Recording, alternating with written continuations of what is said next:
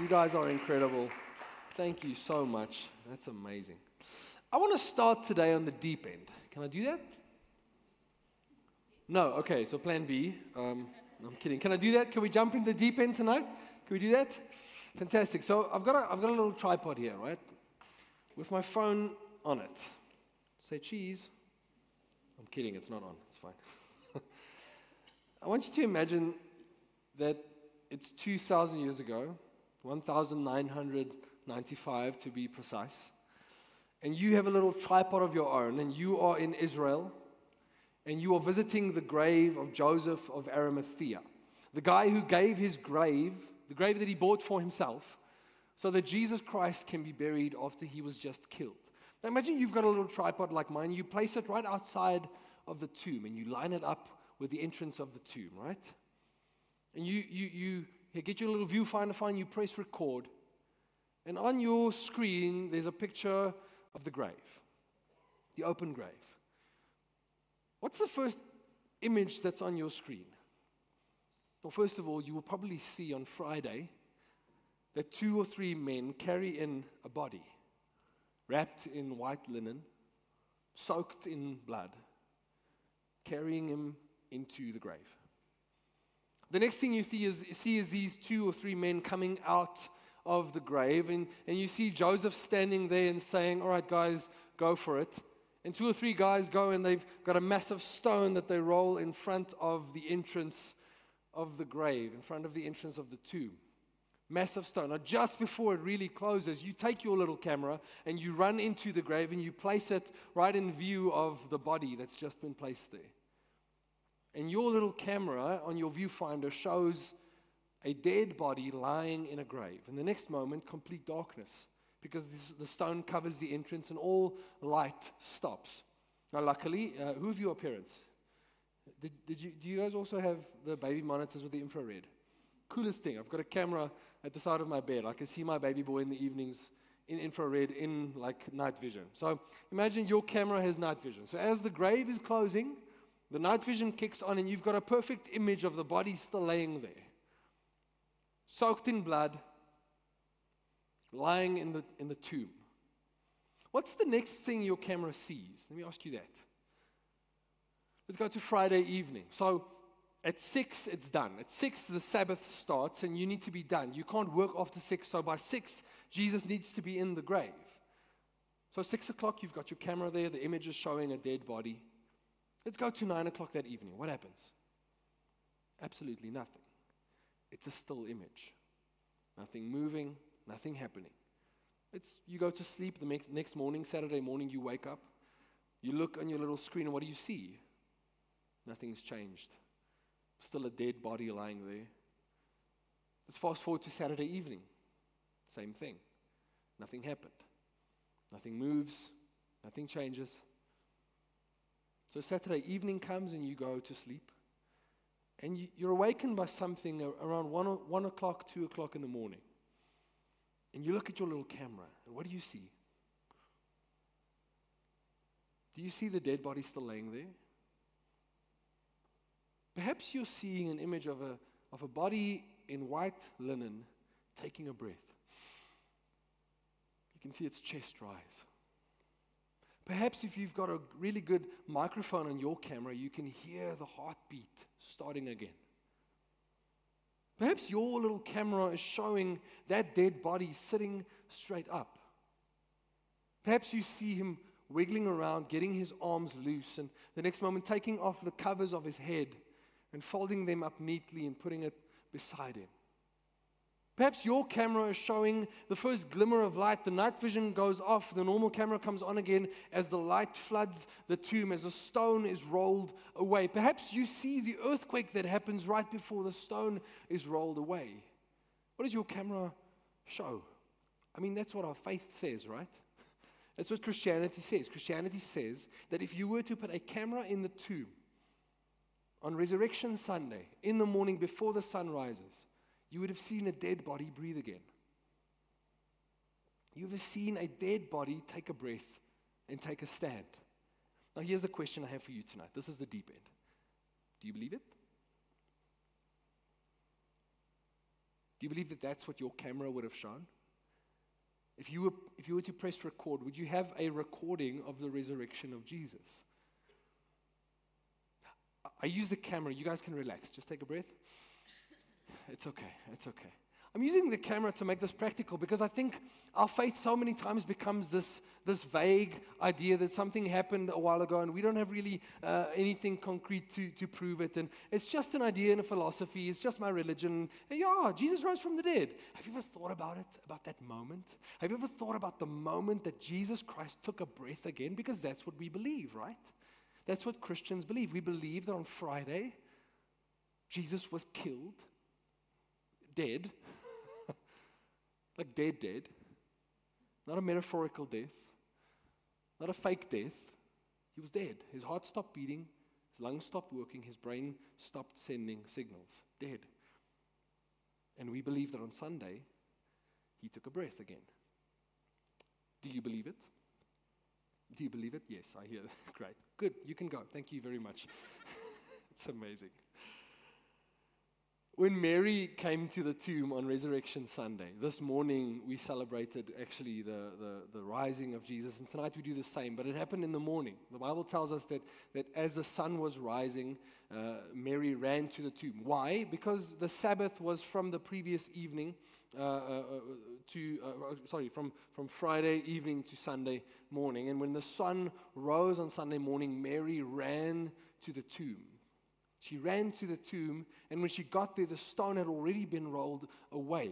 She looked inside, and there was an angel sitting in white clothes, looking at her, telling like, "What are you looking for?" As if it's like the most normal question in the world. Who are you looking for? Jesus isn't here. He's risen. Mary comes in. It's already happened. Once again, do you believe that happened? Do you believe that Jesus was resurrected from the dead? Have you ever thought about the reason we celebrate this day? Why do we have a special day called Resurrection Sunday? Well, good news is only good news if it's good news for you. Good news is only good news if it's good news for you. If it's somebody else, it's probably bad news for you. If your enemy has good news, that means you have bad news. It's just the way the world works. Good news is only good news if it's good news to you. And we believe as Christians that as Christ was resurrected from the dead, we were included in that resurrection. His resurrection has a direct impact on your life. And that's what we're going to be looking at in the next series. We started with this series. We're starting with it today. We ended off a while ago with a series called His Glory, My Story. Remember that? That was a great series. Anybody? Great. You guys remember. Fantastic. We ended off and we said in that series that basically that who God is in His whole being, in His character, His whole character is placed in Jesus. Jesus is the physical, knowable part of who God is. But not only that, Jesus is also the blueprint of who you are to become. Which means His glory, who He is, His majesty, is your story. It's what you should live out in the world. And we're continuing that thought this year. That's our year theme, so you're going to be hearing that until December, right? Christmas service will still be speaking about His glory, my story.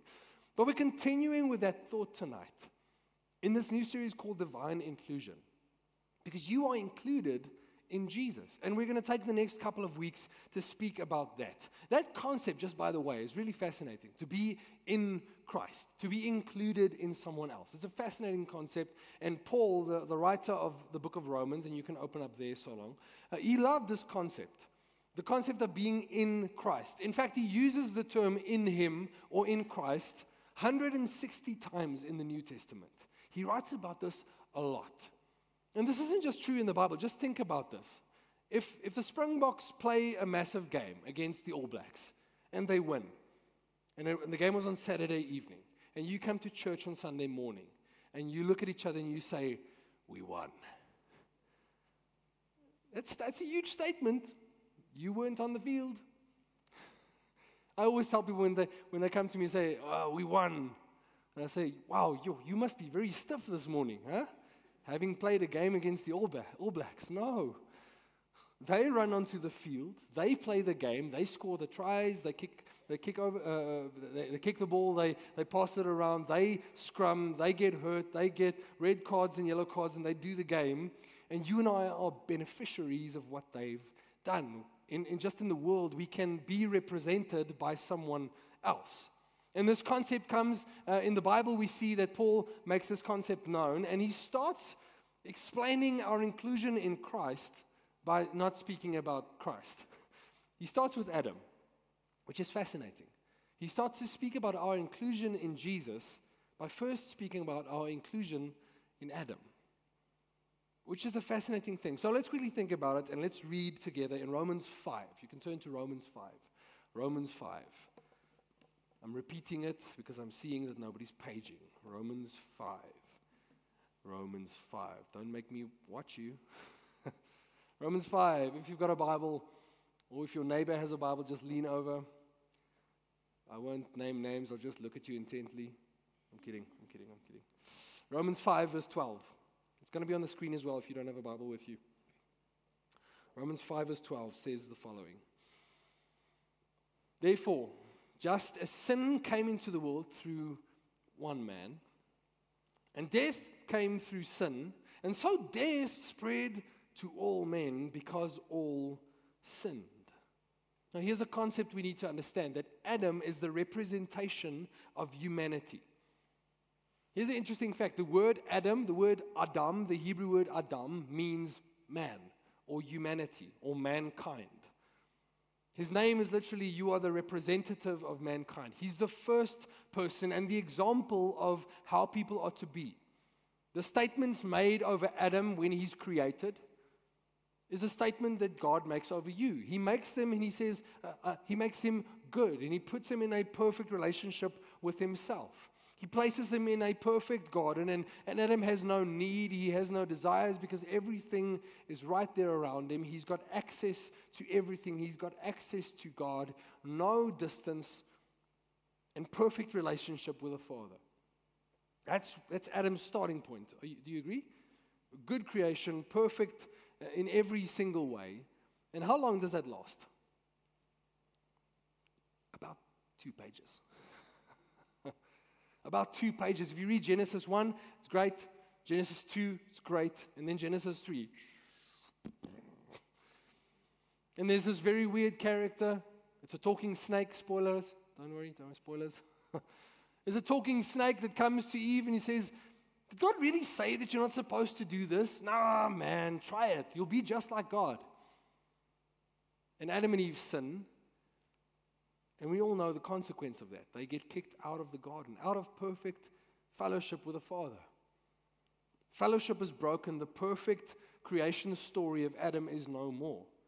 More than that, God actually told them in the beginning. He makes them and he says, you can eat of anything, you can do anything, except don't eat of this tree. If you eat of this tree, you will surely die. You will surely die. And then they eat of the tree and what happens?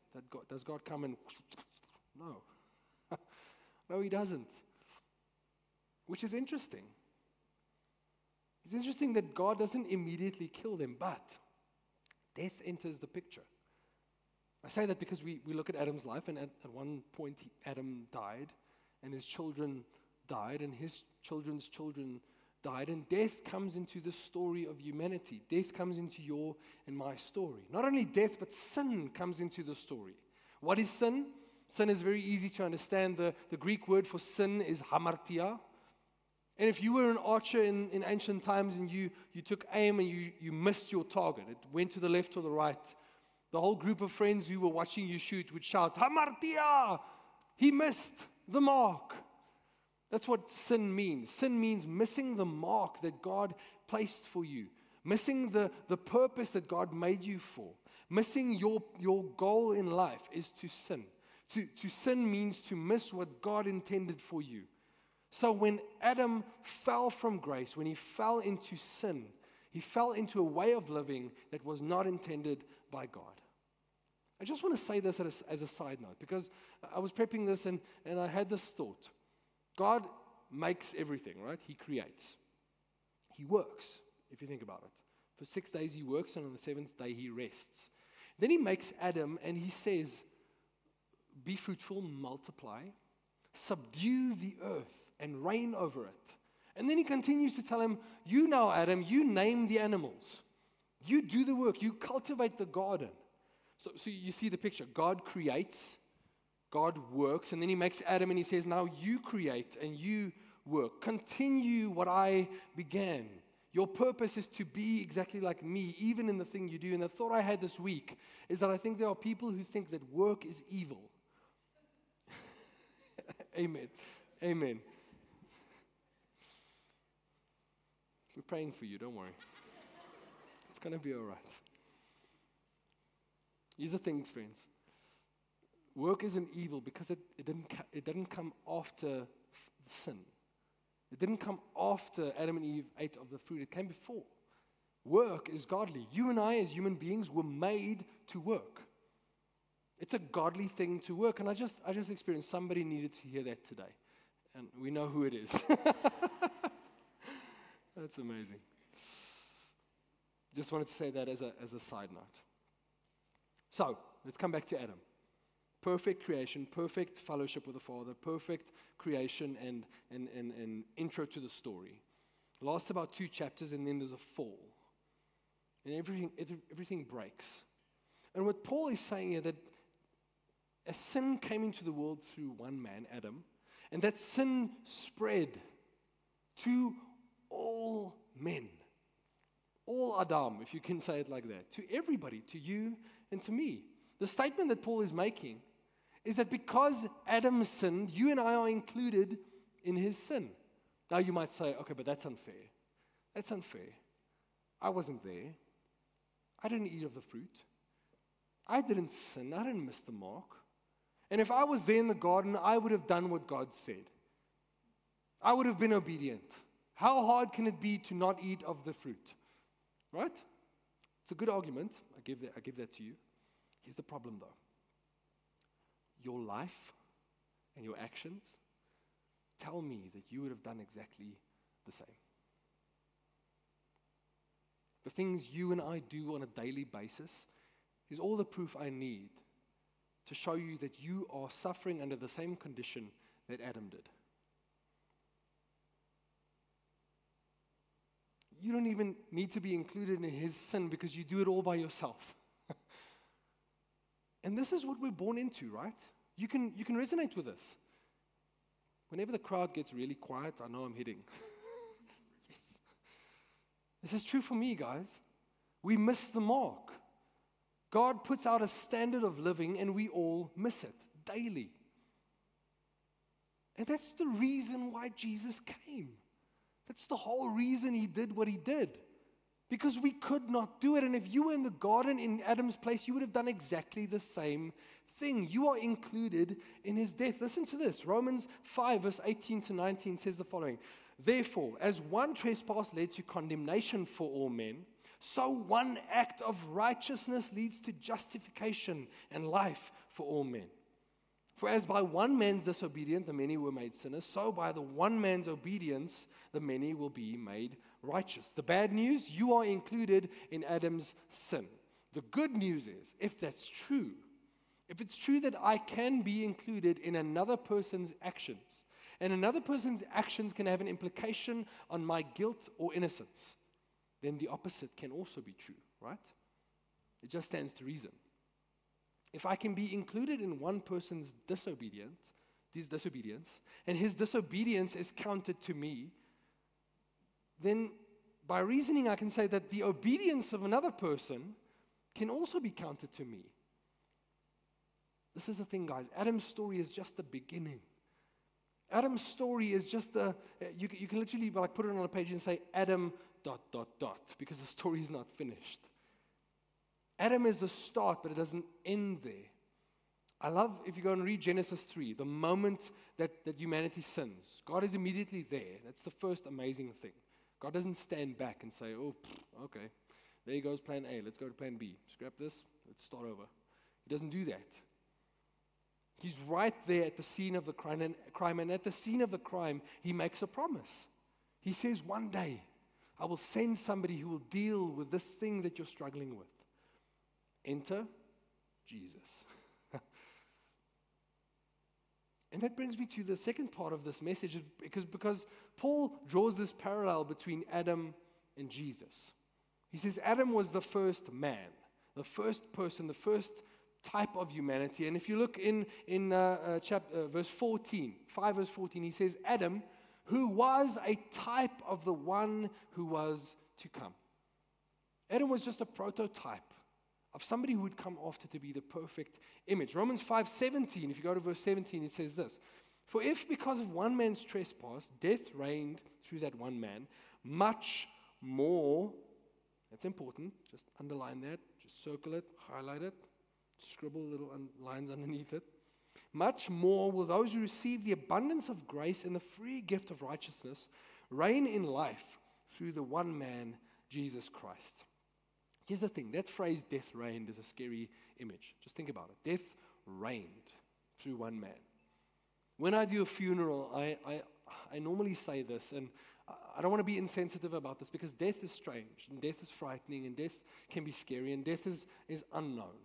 We don't know what it feels like to die, and that's why it's so strange a phenomenon when somebody dies, that longing that you have when somebody's no longer there. So I don't want to make light of this, but hear me out. Death is the ultimate statistic. Have you ever thought about that? Death is the ultimate statistic. Who of you like stats? Nerds.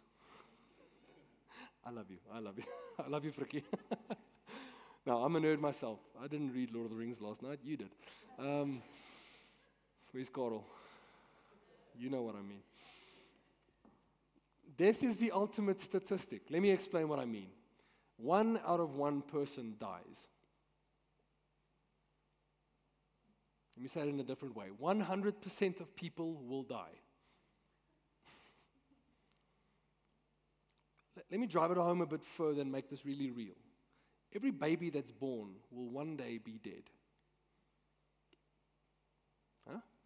Ultimate statistic. 1 out of 1 person dies. We will all experience it. Every single one of us. One day your lungs will stop working, your heart will stop breathing, and you will be dead. Your body at least. And then Jesus comes into the world. He enters into this brokenness that we experience, that every single person dies. Death reigned. That's what it says. Death reigned from Adam. And then Jesus comes in and he experiences death and he survives. Just pause there for a moment. Just think about that. Jesus experiences the ultimate statistic and then breaks it. It's no longer 100% of people, it's 99.9999999 people die. And there's like a little fault somewhere because one person beat it. It's no longer the ultimate statistic. Have you ever come to work on Monday and you ask a buddy, hey, how was your weekend? And he says, oh, it was a tough one. I died Friday, but I'm okay now. It sounds ridiculous when I say it like that, but I mean, that's what we believe, right? Imagine Jesus coming to the disciples. He says, I'm all right, guys. Got this. That's what we believe. That's what we believe. Let me explain it like this. I have 2 boys, right? You know, I have 2 sons. Ezra, who's 2.5, and Sion, who's now 10 months old. And I won't be too graphic about this because many of you aren't parents yet. Parents, let me just see, where are you again? It's you. There. Okay, get ready. I won't be too graphic about this. But the other day, Sion, my youngest, had what we call a poop explosion. And after a child has a poop explosion, and you start to undress him, you have this thought, we can buy new clothes. We can buy new clothes. I'm not going to clean this. Let me just say this, not all diapers can contain the chaos that children cause.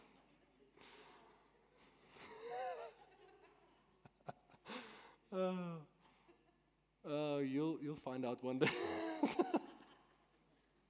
You'll find out one day. No, he had this massive poop explosion.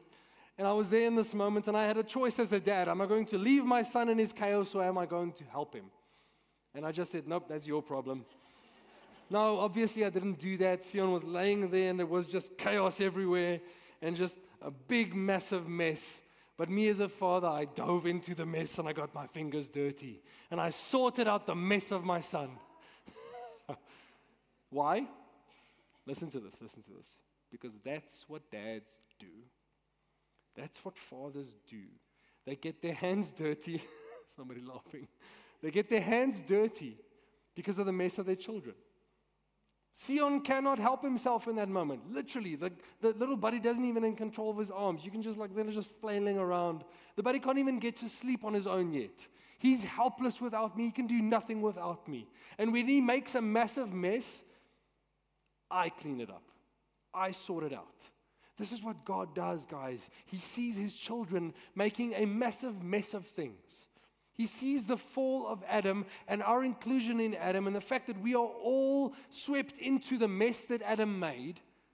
And he doesn't say, you got yourself in this, get yourself out. Work harder, pray better, go to church more, sort yourself out, and when you're clean, you can come spend time with me. No, that's not what he does. He gets his hands dirty.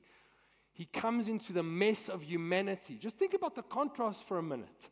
The God who made everything, the God who literally made you, who knows the number of hair on your head, who knows the amount of saliva in your mouth, who knows everything about you, knows your personality better than you do. He knows how many beats per minute your heart is doing every second of every day. He knows the volume of oxygen that you breathe in with every breath. He knows everything about you. He knows everything about the universe. And he comes down and he's born as a little baby who needs his diapers changed, who grows up to be a man who's able to stub his toe and feel pain. The God who created lava and ice experiences cold and needs to wear a jacket from time to time. Have you thought about the contrast? Have you thought about the fact that the God of the universe comes to be a man, to do something about the mess of humanity? He gets his fingers dirty. He doesn't stand back and say, sort yourself out. He does something about it because that's what fathers do. And this is where Jesus enters into your story and my story. He comes into your mess. Let me say this very, very clearly. You cannot clean yourself up. You cannot sort yourself out. I know there are a lot of self-help videos out there. Guys, I'm quickly looking at you. Andrew Huberman doesn't know what he's talking about. What's that other fitness guy, basically runs all the time? David Goggins. He's got good ideas, guys, but you cannot fix yourself. You cannot make yourself to be the man that God needs you to be. You cannot do it. Just like my baby boy cannot change his own diaper, you cannot fix your own mess. And this is what Jesus does. He comes into your story. And he does the work for you. You are included in his death. You died. And you are included in his resurrection. You were resurrected to new life. This is what we say with the baptism, by the way. If you don't understand the baptism, let me give you the quick summary. Number first. Almost said number first. Number first. The baptism of the believer. We call it the baptism of the believer because it's not baptizing babies and it's not baptizing adults. It's baptizing people who believe in the fact that Jesus died and was risen again. It's baptizing people who believe that they are included in the death and the resurrection of Jesus. That's why we call it that. So to explain the baptism really quickly, as you go underneath the water, and we go underneath the water because the word baptizo means to envelop yourself or to go underwater. It's literally what the word means. Go underwater, and as you're going under, you declare, I have died and I've been buried with Jesus. When he was laid in the tomb, when the camera recorded that, he did it for me, and I was included and I was buried with him. And as you're raised from the water, you declare that as Jesus was risen from the dead and came out of the grave, so I came out of the grave to a new life. My old self has died. I am new. He has done it. I have not done this. It's not by my own merit. It's by his grace. It's a free gift that you can receive. So maybe that's the first practical thing for tonight. If you're wondering if you should be baptized and you have this thought, I'm not good enough. If you say not yet for baptism, I want you to go and think hard about that phrase. What not yet? Has Jesus not done enough for you? Because you can't do it. If you were to do it, we should be worshiping you, and we're not.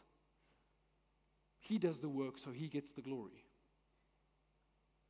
If you're wondering about baptism, that's the only question you need to answer. Do I believe that I'm included in His death and His resurrection? If you believe that, great, you can be baptized. That's literally the only question I'll ask you.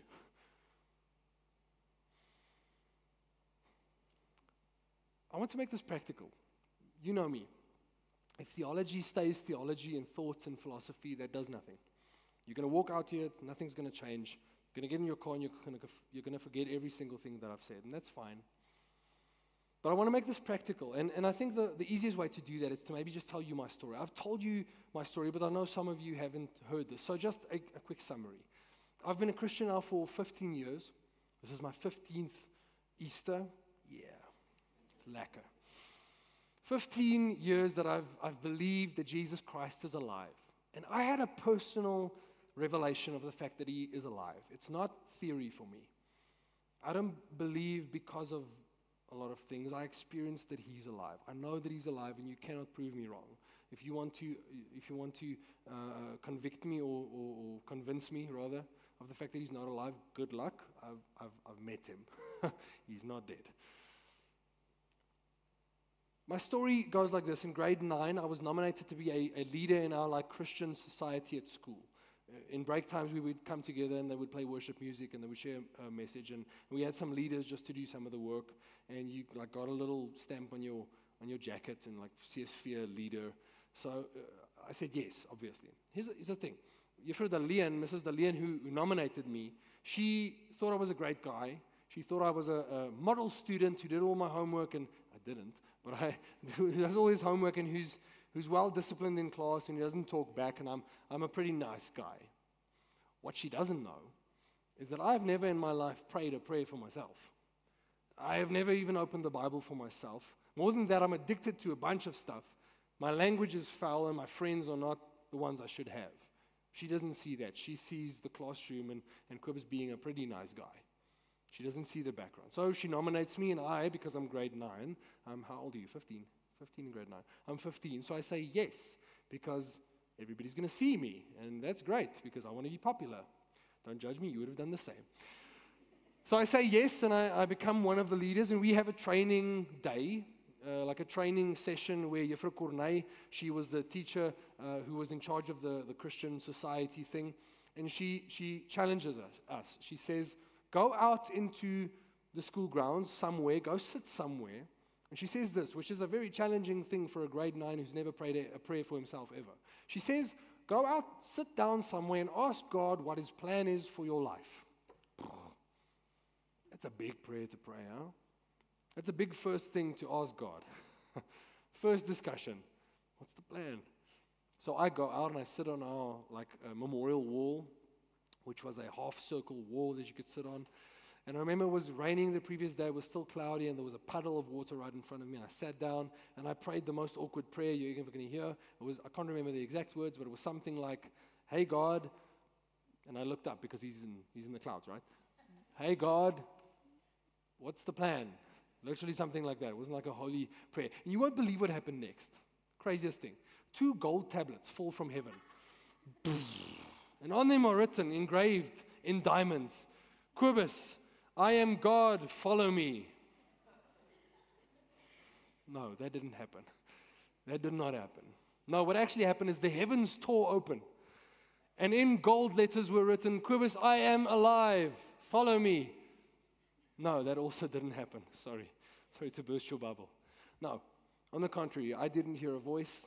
I didn't hear a song. Nobody came up to me and gave me a Bible. Nobody told me anything.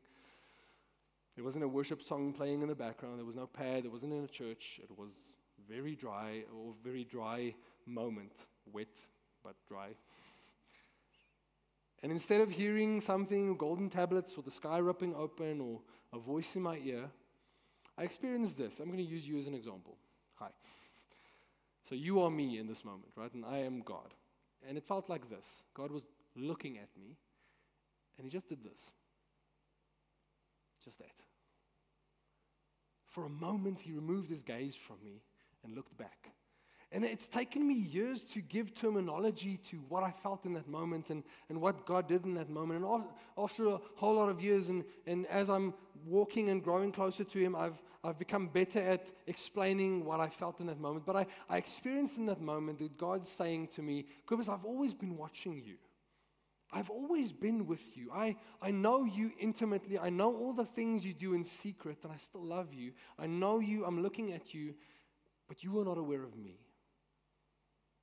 And I felt lonely. The moment He looked away, I felt so alone and sad. And I started sobbing in that moment because I felt that the guy who exists, the guy who's alive, is no longer looking at me. And He looked back and I felt relieved. And from that moment, I had this conviction, there's somebody. Somebody who's watching me. I want to sing that anxiety song now. Huh? I'm not going to. Come to me afterwards. Somebody's watching me. Oh, man. So that's what I felt. I felt that somebody has always been looking at me, looking after me, looking out for me. Somebody knows me intimately. Somebody out there, there's an entity out there that's with me. And I wanted to know Him. And in this moment, I was convicted of the fact that God is not a foreign idea. He's not a philosophy. He's not even a religion. He's a person, a living person who's alive. He's not something I just passively do, and one day when I die, I meet Him. No, He's a current reality. I can know Him now. I can know Him intimately now. And this is the challenge I want to give you. That was my moment of realizing Jesus is alive. And I want to know Him. The next day I went and I bought a Bible. And I went looking for this person. I went looking for the guy who had been looking at me my entire life. And I can tell you that in grade 9 I was not a Christian. And in grade 11 I was. I don't know exactly where it happened. But somewhere in those 2 years I met Him. He alluded to me. He showed me that He's there. And I started looking for Him and I found Him. And I've been finding Him for 15 years. He's been revealing Himself to me for 15 years. Now, here's the thing, guys. I am not special. He wants to know you. He wants you to know Him. He's constantly looking. He's always with you. He's alive. Not only is He alive, but He's not a foreign object. He's a person with a body. Did you know when He rose to heaven on ascension, He rose in His physical body? You know that? Have you thought about Jesus in that way? Jesus sitting on the throne of heaven with holes in His hands? Have you thought about that? When He comes back, there's going to be holes in His hands. He's not some fairy up in heaven. He's a person. He's knowable. He's understandable. And you can know Him. So my challenge to you tonight is twofold. Number one, do you believe that Jesus is the Christ? Christ meaning anointed one. Christ meaning chosen one. Son of God. Do you believe that Jesus is the Christ? Do you believe that Jesus is God who rose from the dead? And number two, do you believe that He is alive? Do you believe it? Not do your parents believe it. Not do your grandparents believe it. Not do your sister or your brother believe it. Do you believe it? Have you ever asked yourself the question, do I really believe this thing? Quick story. I was with my grandpa and grandma in the car one day. I think we were in the car on our way to holiday.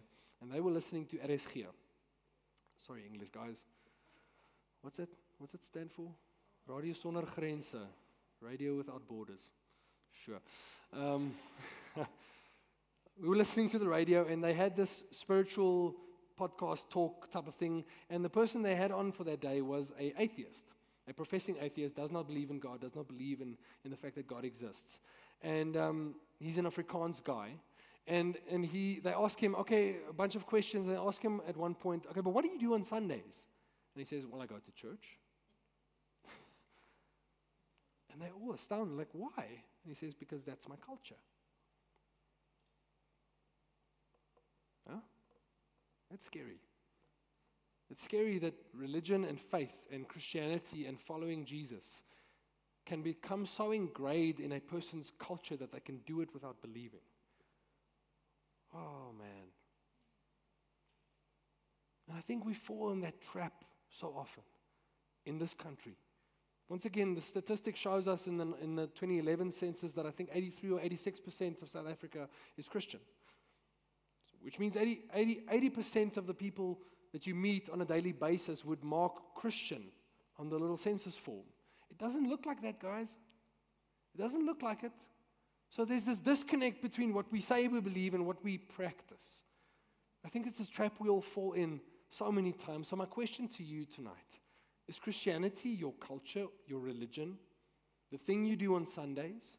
Or do you believe that Jesus Christ, do you believe that your camera would show him rising from the dead on Sunday morning? Because if you had a camera there and the camera showed that he sat up, took the cloth from his head and folded them up and got up and walked out of the tomb, then that changes everything. It changes every single thing in existence. Because nobody's done that. If Jesus Christ has triumphed over death, he deserves everything. If Jesus Christ was risen from the dead, if he really was, and if you believe that, that should change the way you live. It should change the way you act toward your wife. It should change the way you work at your university. It should change the way you act toward your siblings. It should change the way you live. Why? Because he deserves all glory. If he rose from the dead, he's the most powerful thing in existence. And we should worship him. And I keep saying if because you need to believe. You need to ask yourself, do I believe it? I cannot believe for you, guys. I cannot pray for you. I cannot have a relationship with God for you. I saw a video in the week, a pastor coming up for a Sunday message like we have tonight, and he came up with like a 10-piece McNuggets from McDonald's. And he put the McNuggets on the table, and he hunched over like this, and he started eating. And just silence, and everybody starts laughing, and it's quite awkward. Starts eating the nuggets. And he finishes the 10-piece McNuggets. Takes him like 5 minutes. Silence, doesn't say a word. On the microphone, people start laughing. And he takes his time, he puts it down, he takes the little tissue, and he puts it down, takes it, puts it back, and he says, "Stop coming to church to see what I've eaten in the week." Stop coming to church to hear what the pastor has heard from Jesus. Go eat yourself. Go to him. There's a relationship. Guys, this thing that we're doing is not a Sunday thing. We're included in his death. We're included in his resurrection. You are new. That changes everything. So those are the two challenges I have for you. Do you believe that he's the Christ? And do you believe that he's alive? I'm going to read to you John's response to meeting Jesus. John, who wrote the Revelation, he meets Jesus, the resurrected Jesus, and he writes this. "When I saw him, I fell at his feet as though dead." That's ironic. "But he laid his right hand on me, saying, 'Fear not. I'm the first,'" this is Jesus speaking, "'Fear not. I am the first and the last, and the living one. I died, and behold, I'm alive forevermore. And I have the keys of death and Hades.'" This is the response that Jesus gives him. I died, but I'm alive. And what I want to do tonight is I'm really trusting Jesus. He can do in a moment what I can never do in a million sermons. He can do like that. He did that for me. I wasn't saved because of a sermon. I wasn't saved because of anything else but Jesus. Jesus saves. That's it. The Bible doesn't save. Jesus does. Baptism doesn't save. Jesus does. I'm really trusting him tonight that he's working in your heart, that he's speaking to you. And if as I'm speaking, my words become blurry and muffled, that's fine. If he's speaking to you, give attention to him in this moment and forget about me. I'm not important. But I'm trusting him that he's working in some of you. I'm trusting that tonight something has been unlocked inside of you that you realized, wow, either I have never believed this, or I thought I believed this, but I've never actually thought about it. I don't know what my camera showed. I don't know what I believe. I don't know what I think about this fact that did it really happen? Did it really, really happen? And if that's you, tonight is a big night for you. Tonight's going to be your story that you someday tell people about. I was in church one day and I realized something. So what I'm going to do is I'm going to ask everybody to close their eyes. This is nothing strange. Don't worry. I'm not going to steal your wallet. I promise. I'm a pastor. It's frowned upon. The reason I'm asking you to close your eyes is I want to create some privacy. Cece, can I ask you to just help us? Thanks. I want to give you some privacy. Please, if we can honor each other, if we can all close our eyes, everybody, every single person, if you can close your eyes, thank you.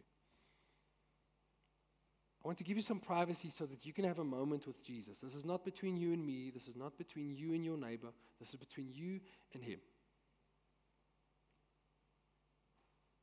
And if you tonight feel that you've never believed this, or you want to believe this, or you've got questions about this, and you want tonight say, I believe. Can I ask you to be brave and just raise your hand for me? Thank you. Amazing. Wow. Wow.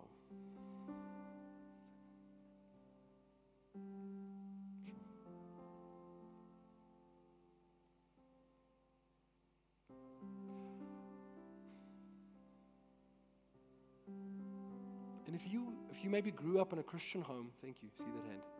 If you maybe grew up in a Christian home and you grew up as a Christian, but you've never made this decision for yourself, and tonight you want to say, I believe, I believe. Can I also ask you to just raise your hand? Awesome. Wow. Incredible.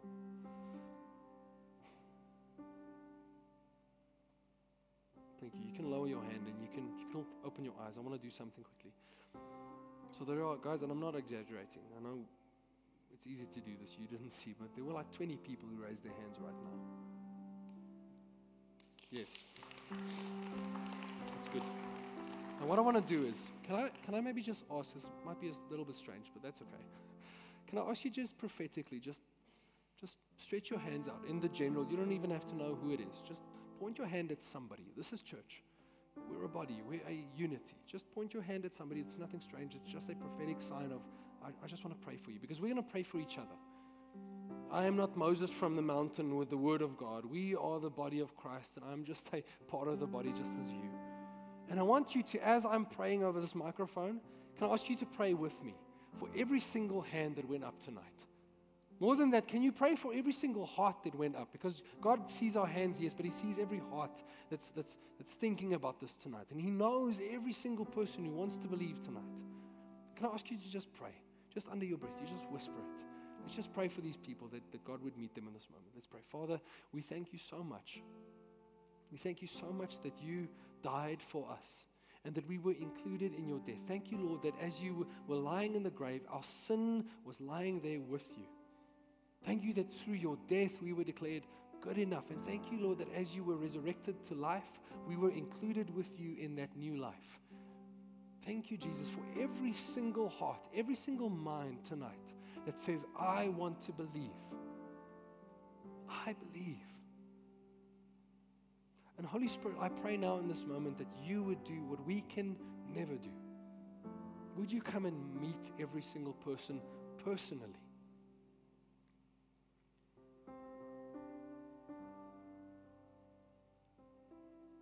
Just come and meet us, Lord.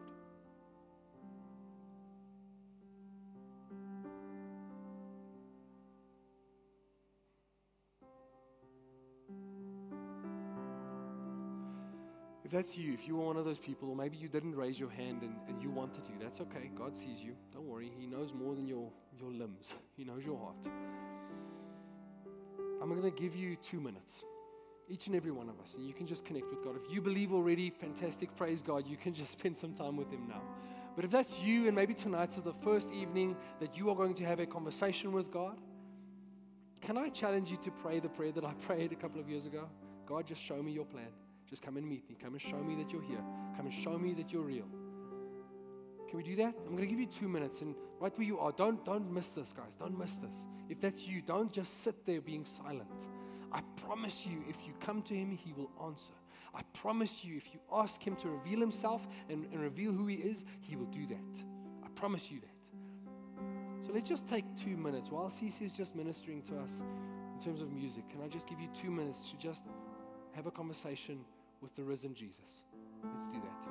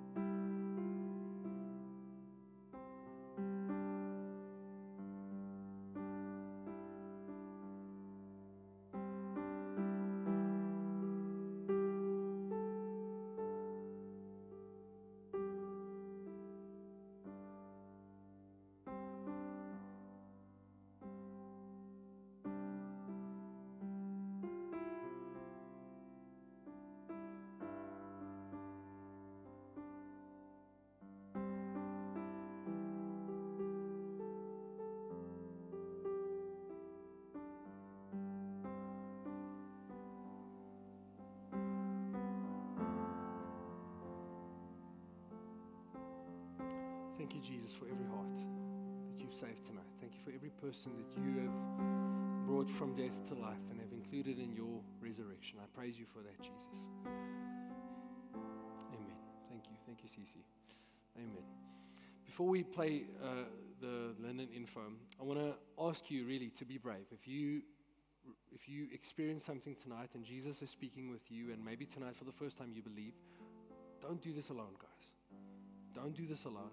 2 things you can do. Number 1, come and chat to me afterward. You can be brave. Just tell me, hi, that's me. You can literally just say that and I'll know what you mean. Because I just want to have a chat with you, because what happens next is crucial.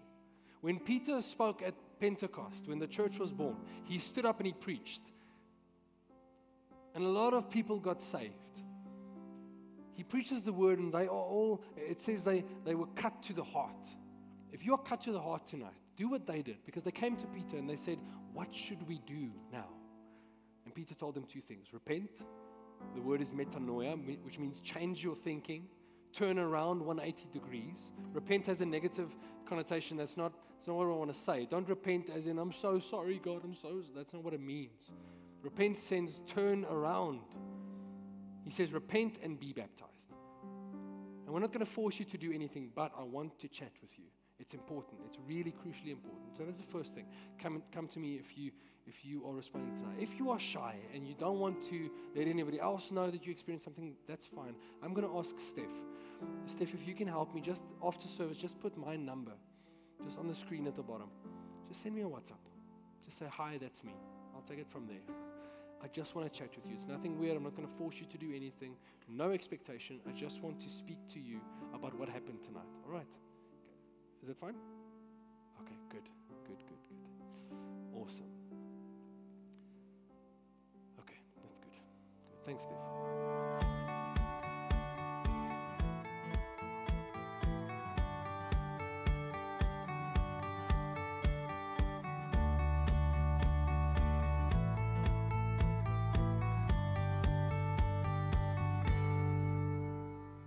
Hello ladies, so this is for you. Term 2 has kicked off, and with that we look forward to hosting Cherish Word, a Bible study called Passion, in May. Passion will be explored over a 6-week period filled with biblical wisdom and encouragement to equip women for leadership, whether they lead at home or in the workplace. Passion exists to see every woman activated in order to fulfill her God-given destiny. We hope to see you there. For further information, there will be posts on the groups, and you're more than welcome to ask any of the members of the team.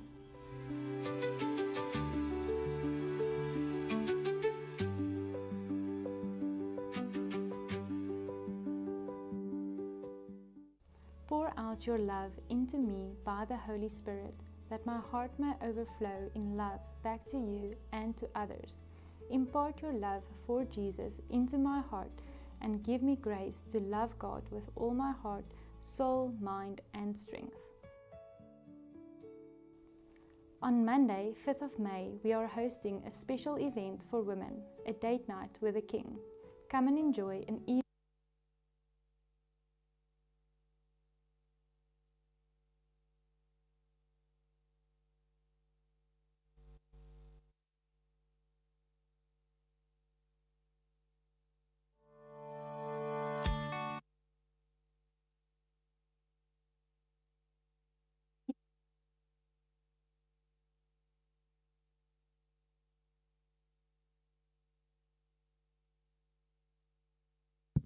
We are taking over from here.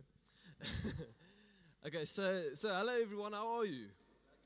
Good. It's fantastic to see you. So we are taking over from here, and there's a video that didn't play, but we are going to tell you about that now. Okay, are you ready for it? Vivi, what happened in that video? It was a video about Street Store. And guys, that was actually my first street store 2 years ago, and I haven't forgotten about it since, and that was really amazing. So Street Store, it's an amazing event. It's the 31st of May, you can see there. So what happens at Street Store is we, as a group, we go and we set up, let's call it a shop. And in the shop, there's some clothes. And what we do is we take people in the community that need clothes, that need help, that need our help. And we take them through, and they pick clothes for themselves that they can wear in the winter. And there's some food for them afterwards, and we pray them and we serve them and we bless them. And we really want to invite you. It's such an amazing event just to serve the people in our community that need help, that need reaching out to. So it's not just for them, it's for us as well. There's, like Vuvu said, she can remember it very well. There's some testimonies around here that I've heard as well that's been just so amazing of serving others and what that does to your heart as well. So we want to invite you. We will send out more information where you can sign up for it. And you can also, during the week, come to us at church, start giving us your clothes. Not the fancy clothes Vuvu has on, and also not the clothes with holes in. Like that in-between clothes that you don't know if you want to wear it anymore. You wear it like maybe once a year, but you actually don't want to wear it anymore. It's just a backup option. That clothes that you don't really need, but other people can still benefit from it. Please bring it, and please contact us if you want to get involved on the day as well. And then, like Fransha said, we will send out more information, but in order for you to have access to that information, please scan the QR code behind me. That will actually take you to our link tree. It will just keep you in the loop with all of the events going on at our campus. And then I have seen a few new faces tonight. So if it is your first time with us, can we just give them a warm welcome, please? Please don't just leave. Don't go out the doors. Come and say hi. We really want to meet you. Yes, we really want to meet you, and we just want to celebrate. We talked about we are a community, we are a church. Kobus said we are a group of believers, and want to celebrate a few things. And on Good Friday, we had our first English Good Friday, because we are growing as an English second service. So can we just give a hand for that? Amazing. And part of the community is coming together and serving and helping each other. So we want to invite you, if you want to get involved with the people here, with the guys here, and chat with them and grow in your faith, come and chat with us, me or Kobus or Vuvu, and come and chat with us. Come and ask us, where can we find a small group to connect during the week, someone you share interest with maybe, so that you can connect and grow and build each other up as a community of believers. And we want to take you, we've been going through attitudes of giving, and we've been repeating them throughout the year, because when we repeat something, it gets stuck in our heart. So we are at week 4, that is faithful. And we know situations in our lives change. You change subjects at school, your work changes, you change what you're studying at university. Things changes, people change, friends change, but we know God stayed the same. And God is always living. He rose and is still living. He's not dead again, he's still living. And he's with us the whole time. And he's faithful to us the whole time. And he loves us the whole time. And we want to invite you, as out of response to that, out of us saying, God, we see and we love you and we know you are faithful. We want to be faithful to you as well. And we want to be faithful with our finances, because that is a part of how we show we serve you. We want to invite you to give. There's an envelope on your seats. You can use it. You can scan the back of it, and invite to give as a part of saying, we are faithful to you, God, and we thank you for what you've done for us. Then we have amazing coffee and tea outside. Please don't run off. We want to start the week. I know it's a long weekend and tomorrow is a holiday, but we want to start the week with That's you. exactly why you need to go now, because you Yes. have time. It's not like you have to stand up at 7 tomorrow morning. You have time. Exactly. So we can stay late tonight. Exactly. And Francois, there's a little something special tonight that you want to tell us more about. I'm very excited about it. We have some amazing guys that are actually here. The Supercalifragilistic Bakery. Now they're just across the street. And they have the best donuts in town. They have some other things as well. So go and support them, go and bless them, go and buy some donuts, some cookies. Out of personal experience, it is the best thing you can buy here in London. I believe that, maybe. We can debate it afterwards, but I believe that. So go and support them and let's chat together. As we said, we have time. It is a long weekend, so don't just go. Let's start having community here. And then just lastly, on a more serious note, like Webber said tonight, something amazing happened here, and we don't want you to leave here without someone praying for you.